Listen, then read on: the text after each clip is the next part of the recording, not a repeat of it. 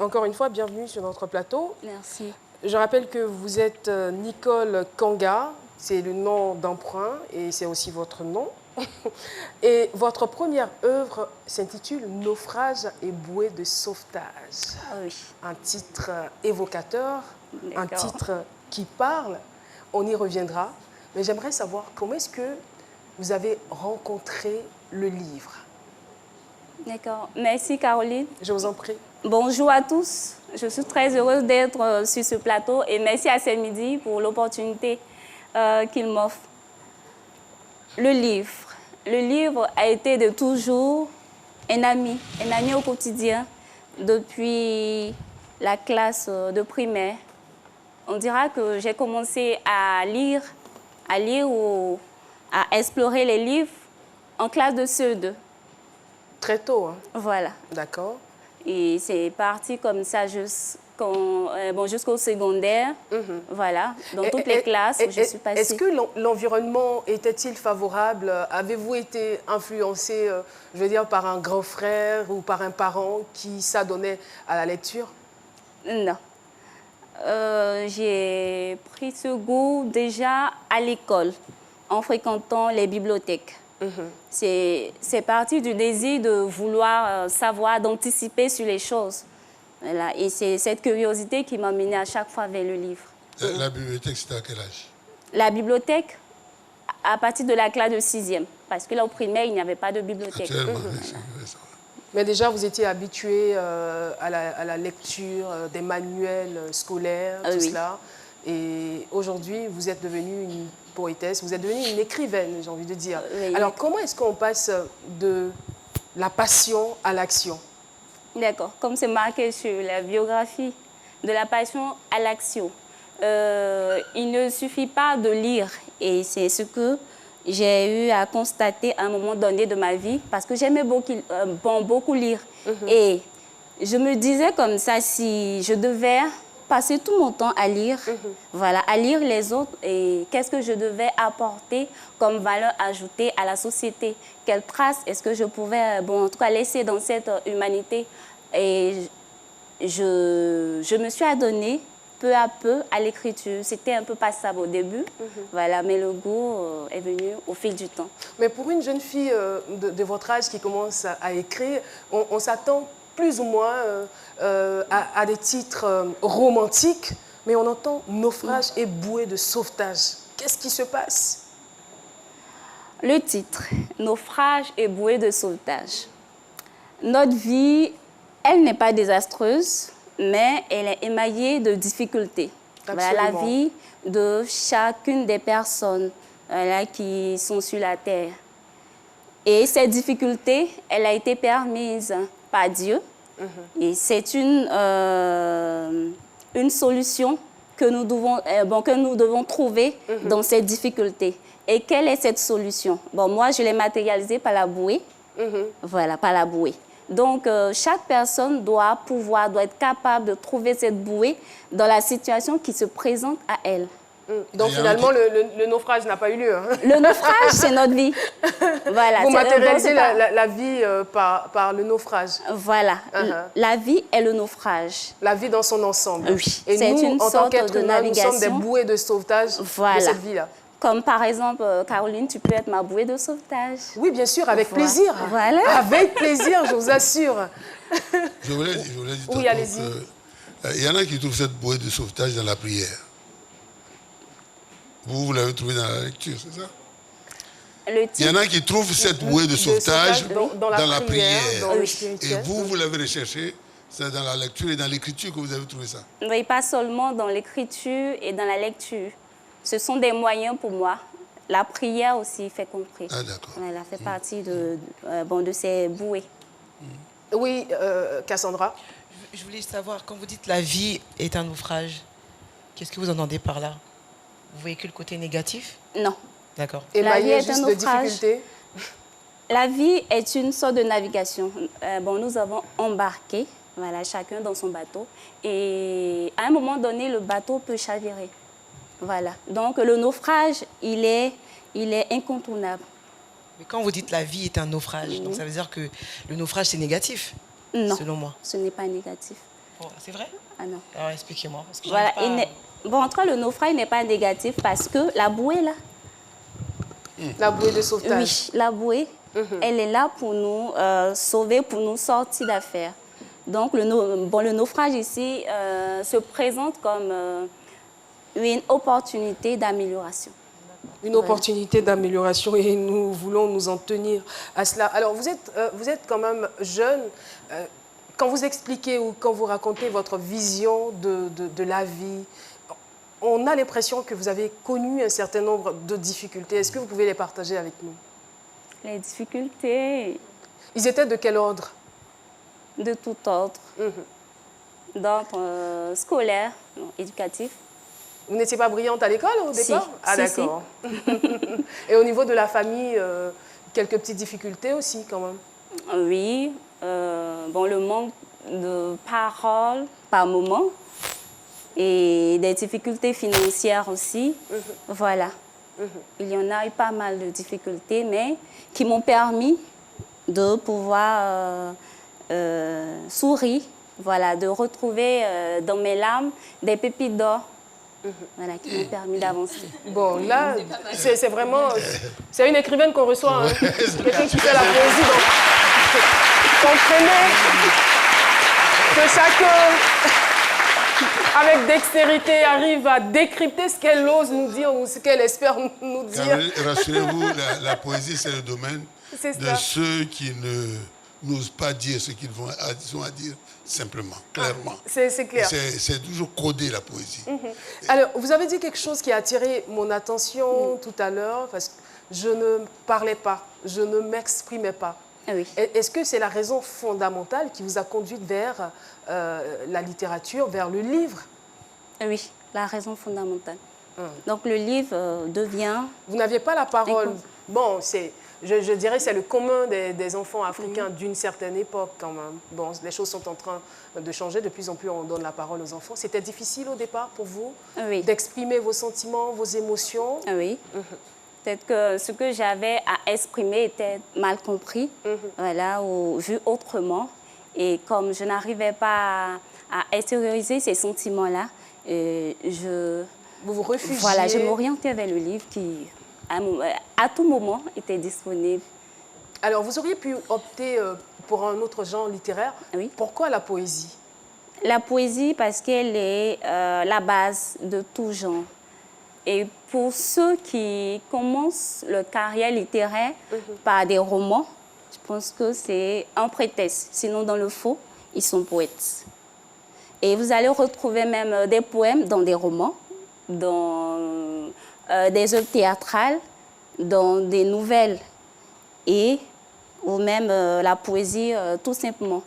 Donc, pour moi, j'ai préféré commencer par cette œuvre, voilà, par ce genre littéraire, parce que c'est non seulement un moyen pour moi de m'exprimer, mais aussi la poésie est la base de tout genre littéraire. Alors, je me retrouve dans un poème, dans plusieurs de vos poèmes. Je me suis arrêtée à la page 38, Soleil d'ébène. Elle est professionnelle, elle est belle, elle est le sens du relationnel, elle est la moralité qui frise le fraternel, elle est incontournable car un maillon. Elle est essentiellement plus que des millions. Elle est la fierté de son patron.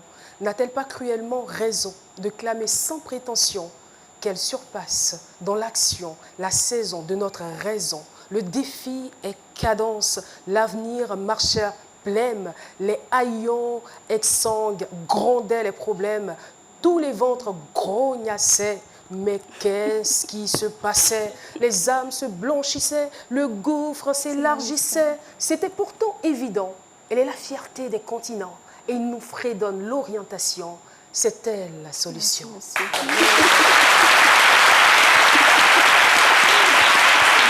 C'est beau. Franchement,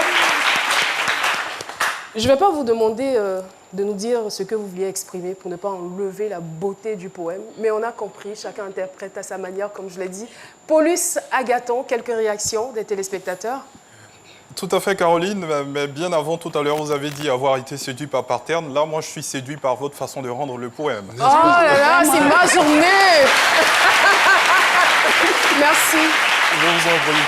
Alors, sur la page Facebook, nous avons le message de Ogiel Landry qui souhaiterait savoir quelle était votre vision du monde avant d'épouser la poésie. Voilà, Nicole a tenté de répondre en disant que ça lui permettait d'extérioriser certaines choses. Est-ce que le fait de les extérioriser par écrit permettait de les résoudre? Le fait d'extérioriser des sentiments, oui. C'est une sorte de liberté. Voilà. Mais est-ce que déjà, avant d'aller plus loin dans l'explication, cette vision-là, elle était négative? La vision du monde. La vision que vous aviez auparavant. Oui, elle était négative. Donc vous arriviez à l'extérioriser. Oui. D'accord. Et à force de lire quelques poèmes, j'ai pu déchiffrer dans ces poèmes codés la beauté du monde. Voilà, la beauté du monde, et c'est la particularité même du poème qui m'épate le plus. Pour le côté un peu mystifié, un peu secret. Vous êtes une cachotière, n'est-ce pas? Oh, non, non, non. Vous avez un amoureux, vous n'osez pas nous le dire. C'est cela. Je voulais demander... Marie-Paul Adjé. Je voulais juste demander, vous avez dit qu'en lisant les poèmes, vous avez découvert le côté secret. Oui. Quel poème, par exemple? D'accord. Il n'y a personne en Afrique de Bernard Azier, qui m'a même intéressée, qui m'a poussée à écrire un poème qui est contenu dans le livre. Et le titre est « Tu m'aimes et il n'y a personne ». Tu m'aimes et il n'y a personne dans ton cœur. Et il n'y a personne. Non, ça m'a choquée en fait. Ah bon? Ouais. Et pourquoi? Tu m'aimes et il n'y a personne. Mais c'est tellement fort, c'est profond.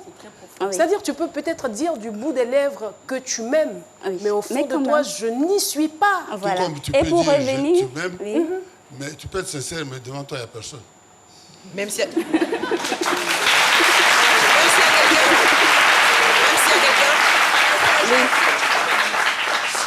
Tu peux dire, toi, sincèrement, que tu m'aimes. Mais moi qui reçois, je ne t'aime pas. Donc, il n'y a personne. Ça peut être les deux interprétations. Oui. C'est de l'art, tout simplement. On y va, on évolue donc dans le sujet. Voilà. Donc, pour revenir au texte de Dadier, qui disait comme ça que malgré que les dockers trimaient, les bonnes essuyaient les maisons, mais il n'y avait personne en Afrique. C'était une manière pour le blanc de nier l'existence du noir. Ce poème m'a franchement marqué. Comment est-ce qu'il y a des Africains, mais quand même l'existence du noir est niée. C'est comme si le noir n'existait pas. Donc j'ai fait une sorte de parallèle, transposition, pour écrire « Tu m'aimes et il n'y a personne ». Il n'y a personne. Avant d'aller à la pub, on va retrouver Marie-Paul Adjé. Oui, justement, déjà félicitations pour ce que vous faites. Moi, je vais vous ramener un petit peu en arrière. On parle ici de lecture et on sait que dans la nouvelle génération, la jeunesse ne lit pas beaucoup. Quel est le conseil, justement? Une partie. Juste une partie. Une partie de la jeunesse. Bon, en majorité, quand même. Hein. Il y a beaucoup qui lisent ici, non? Et ne mentez pas. On va vérifier ça. Quel est, vous, le conseil que vous avez à donner à ces jeunes-là, et en parlant justement du plus que la lecture vous a apporté? Ce serait peut-être l'occasion de donner un petit conseil. D'accord. Alors, merci pour la question. Et le constat, il est vérifié.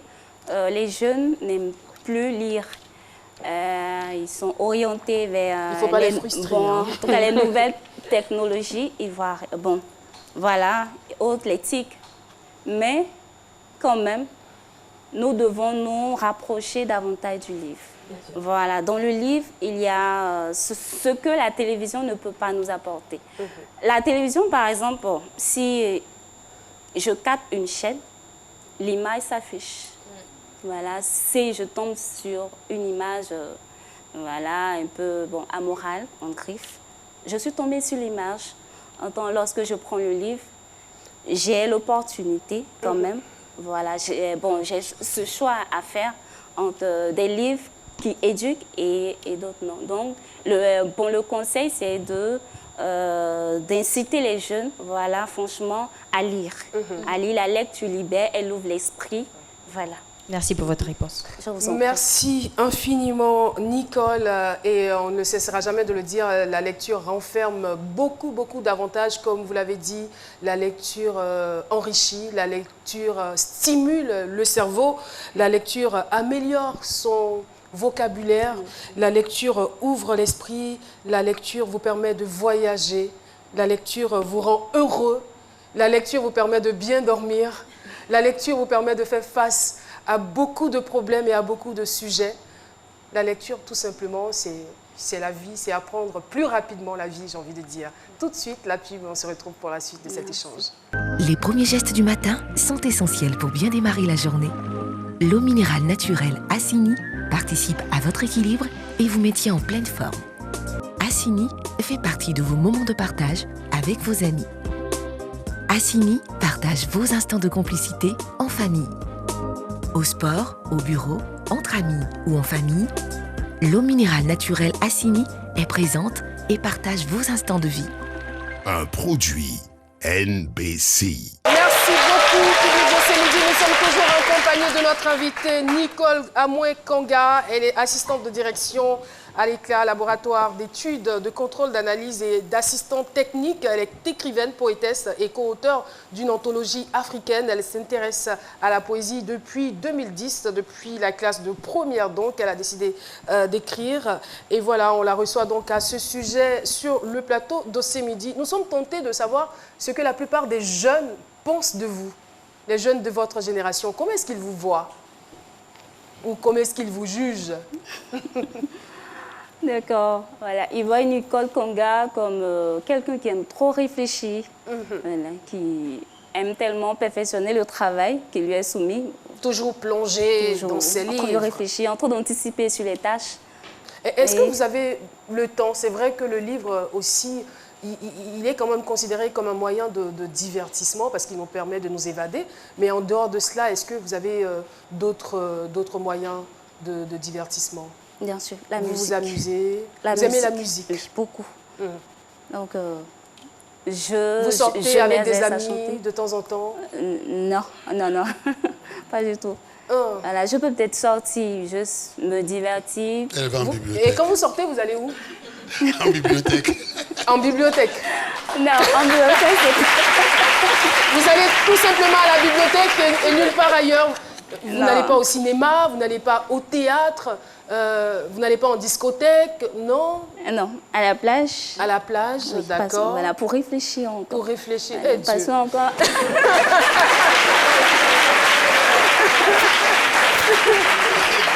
Oui.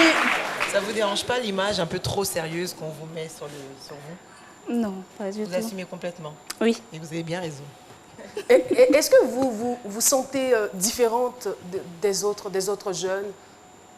Non, je ne suis pas différente. Parce que chaque personne a une valeur.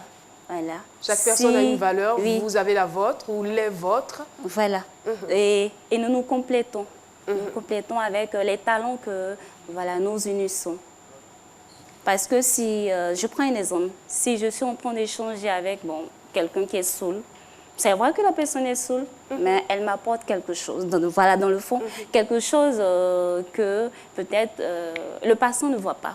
Voilà, il va trouver que peut-être que je suis folle en échangeant avec quelqu'un qui est saoul ou quelqu'un qui est fou, mais dans le fond, voilà, la personne m'apporte un mais vous n'avez pas fait. des amis qui vous disent « Ah, mais tu es jeune, éclate-toi, lâche-toi, mais tu es toujours dans tes livres, mais arrête, qu'est-ce que tu veux ?» Non, oui, dans les livres, ça arrive. Oui, mais la lecture, elle nous permet de s'éclater. Donc, pourquoi aller forcer? Le livre, rien que le livre. Paulus Agathon. Alors, et il n'y a pas que le livre. D'accord, on y reviendra. Okay. On retrouve donc tout de suite Paulus. Alors Caroline, on va se rendre à nouveau sur la page Facebook de Océmidi. Tout à fait. Donc, partant du fait que la poésie, ce n'est pas que les textes, ce n'est pas que les écrits, nous avons le message de Jean-Pacom Oufoué-Kwame qui souhaiterait savoir s'il y a une possibilité que les analphabètes soient aussi poètes, disons les personnes peu lettrées ou qui ne sont carrément pas allées à l'école. Cela est possible parce que toute personne a en soi une poésie. Une poésie peut-être qui est cachée. Donc, à nous de pouvoir faire ressortir cette poésie. Alors, quelqu'un qui est analphabète, quand même, a une capacité de créer quelque chose. Et j'aimerais renchérir pour dire que la poésie n'a pas forcément été inventée par les Occidentaux, parce qu'on est dans une société, j'allais dire, basée sur l'oralité. On avait des gens, voilà, des personnes avisées qui faisaient de la poésie avec des choras, avec des instruments de musique, tout ça, pour dire qu'il y a des messages qui étaient transmis de façon poétique déjà dans nos traditions africaines. Tout à fait. Tout à fait. Tout à fait. Alors, je pense que nous sommes en train d'aller vers la fin de notre entretien. Vous regardez, il y a forcément des jeunes. Elle avait abordé Marie-Paul Adjé, des jeunes qui se disent non, la littérature, c'est une histoire de riches. C'est une histoire, c'est parce que peut-être ses parents avaient l'argent. Nous, on n'a pas l'argent, on ne peut pas s'acheter des livres. Qu'avez-vous à leur dire? Que le livre, il est facile d'accès. Moi, à l'école, c'était les bibliothèques. Je n'allais pas en librairie pour m'acheter un livre. Non, c'était uniquement les bibliothèques jusqu'à ce que j'ai cette capacité de pouvoir m'acheter un livre un jour. Donc, les bibliothèques sont ouvertes. Et aucunement, un bibliothécaire ne va chasser un élève, voilà, parce qu'il est entré en bibliothèque pour se prendre un livre. Non, pas du tout. Et encore, il y a des auteurs qui quand même organisent des activités littéraires, voilà, où des livres sont offerts gratuitement. Comment vous vous voyez dans 10 ans? Dans 10 ans, je me vois une très grande poétesse, une très grande assistante de direction.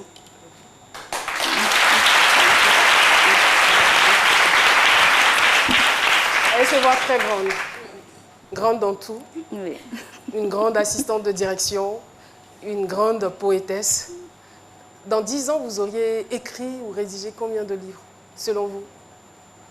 Non, déjà, je suis à mon premier livre. Le second va bientôt sortir. Voilà, l'année prochaine, voilà, comme nous approchons allègrement de la fin de l'année. Et si je peux, mais je peux dire que ce n'est pas une course aussi. C'est pas une course, vous allez à votre rythme. Voilà. Parce que souvent, il n'y a pas d'inspiration, il ne faudrait pas forcer. Vous nous rappelez votre âge, s'il vous plaît?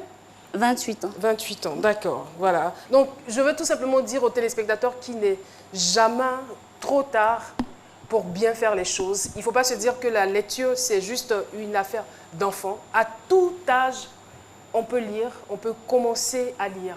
Avec tous les avantages qu'on a cités sur ce plateau, jetez-vous.